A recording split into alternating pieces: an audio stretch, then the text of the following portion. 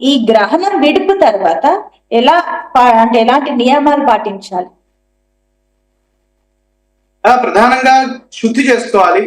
గృహ భూ భాండ శుద్ధ్యర్థం, వృద్ధ్యర్థం, శాంత్యర్థం, ఇది ఈ మంత్రాలతోటి అంటే గృహము, భూమి, తర్వాత భాండము అంటే మనం తినేటటువంటి పాత్రలు, వీటన్నిటిని శుద్ధి చేసుకోవాలి. అలాగే మన దేవతార్చన వీటన్నిటిని శుద్ధి చేసుకొని నీళ్లతో కడిగి శుద్ధి చేసుకొని మనము మళ్ళీ నిత్య కార్యక్రమాల్లోకి వెళ్ళచ్చు.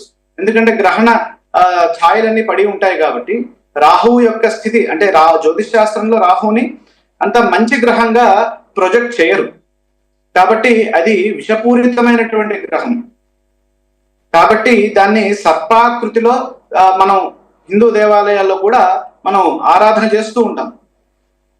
అందుకనే వారిని అర్ధకాయం మహావీరం చంద్రాదిత్య విమర్దనం సింహికా గర్భ సంభూతం తం రాహుం ప్రణమామ్యం అని కూడా మనం ధ్యాన శ్లోకంలో వారిని ఆరాధన చేస్తాం. కాబట్టి ఎప్పుడైతే ఈ రాహువు యొక్క ఛాయ, రాహువు యొక్క ప్రభావము ఎవరెవరి గృహాల మీద వాటి మీద ఉంటుందో ఆ సందర్భంలో అది నెగిటివ్ ఇన్ఫ్లుయెన్స్ పడింది కాబట్టి మనము అలా శుద్ధి చేసుకోవడం ద్వారాగా మనకి మానసికంగా మేలైన ఫలితాలు సిద్ధిస్తాయి. ఇప్పుడు శాస్త్రి గారు ఇంకొకటి, గ్రహణం నాడు ప్రత్యేకించి జాగ్రత్తలు గర్భిణీ స్త్రీల గురించి మనం ఎక్కువగా తీసుకుంటాం. సూర్యగ్రహణం అయినా చంద్రగ్రహణం అయినా కూడా మనం ఎక్కువగా తీసుకుంటాం. అండ్ ఈసారి ఎక్కువగా మీరు అన్నట్లు నెగిటివిటీ ఎక్కువగా ఉంది కాబట్టి గర్భిణీ స్త్రీలు ప్రత్యేకించి ఎలాంటి జాగ్రత్తలు తీసుకోవాలి? ఎట్లాగో రాత్రిపూట వస్తుంది గ్రహణము, రాత్రి 9:55కి ప్రారంభమవుతుంది. ఆ సమయంలో సాధారణంగా అందరూ పడుకునేటటువంటి సమయం.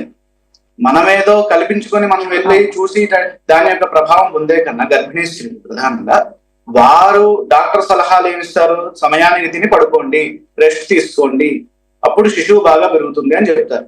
వాళ్ళు ఒక రూమ్ లో ఉండి మామూలుగా వాళ్ళ కార్యక్రమాల్లో వాళ్ళు ఉంటే సరిపోతుంది. ప్రత్యేకమైనటువంటి నియమాలు ఏమి పాటించాల్సిన పని లేదు. వాళ్ళు నిత్యంగా తీసుకునే ఆహారం తీసుకుంటూ తొందరగా తీసేసుకుని పడుకుని ఆ సందర్భంలో ఒకవేళ నిద్ర లేచుంటే ఏదైనా ఇష్టదేవత నామాన్ని స్మరిస్తూ ముందుకు వెళ్ళడం ద్వారా మంచి ఫలితాలు సిద్ధిస్తాయి. అంటే ఇప్పుడు శాస్త్రి గారు ఇంకొకటి, మీకు తెలిసిందే సోషల్ మీడియా ఎంత ఫాస్ట్ ఇన్ఫ్లుయెన్స్ చేస్తుందో అందరినీ. సహజంగా ఇప్పుడు గ్రహణం గురించి ఇలాంటి శాస్త్రాల గురించి పట్టున్న వాళ్ళు కానివ్వండి, దైవ చింతన ఎక్కువగా ఉన్న వాళ్ళు కానివ్వండి, వీటి గురించి మీరు అన్నట్లు వెళ్ళి గ్రహణాన్ని చూసి ఇలాంటి నియమాలు మీరు చెప్పినవన్నీ పాటిస్తుంటారు. ఇంక ఇప్పుడు సోషల్ ఇన్ఫ్లుయెన్స్ అవ్వడం వల్ల ఇప్పుడున్న నార్మల్ వర్కింగ్ ఎంప్లాయీస్ కానివ్వండి, సాఫ్ట్వేర్లు, మన మెట్రో నగరాలు ఉంటున్న చాలా మంది కూడా దీని గురించి ఈసారి ఏం చేయాలి, మేము బయటికి వెళ్ళి చూడాలా, ఒకవేళ చూడకపోతే ఏంటి, పడుకుంటే అయిపోద్ది కదా, ఇలాంటి రకరకాల సందేహాలు ఇప్పుడున్న జనరేషన్ కి వస్తుంది. కాబట్టి మీరు వాళ్ళకి ఏం చెప్తారు? అంటే మనకి పుణ్యం రావాలి అంటే వెళ్ళి చూసి కన్ఫర్మ్ చేసుకొని మనం చేయాల్సినటువంటి విధులు చేయడం మంచిది. అంటే స్నానము, జపము, తర్వాత దానము, తర్వాత మళ్ళీ స్నానము, ఇది ఆర్డర్. గ్రహణ సమయంలో చేయాల్సినటువంటి విధి. ఇది చూసి కన్ఫర్మ్ చేసుకోవడం మంచిది. లేదు కుదరలేదు, నాకు ఆ సమయంలో కుదరలేదు అని అంటే నామాన్ని, అంటే మన నోరైతే ఖాళీగానే ఉంటుందిగా, ఆ నోటిని మనం ఎప్పుడు భగవన్ నామస్మరణకి వినియోగిస్తూ ఆ సమయంలో ఎప్పుడు ఆ విష్ణుమూర్తిని ఆరాధన చేస్తూ, అదేవిధంగా చంద్రుడికి రాహుకి పడుతుంది కాబట్టి గ్రహణము అంటే చంద్రుడి వల్ల రాహుకి పడుతుంది కాబట్టి రాహు వల్ల చంద్రుడికి పడుతుంది కాబట్టి ఈ చంద్రుడికి అలాగే రాహువు యొక్క ధ్యాన శ్లోకాలు చేసుకోవడము, ఇలా చేసుకున్నట్లయితే మంచి ఫలితాలు సిద్ధిస్తాయి.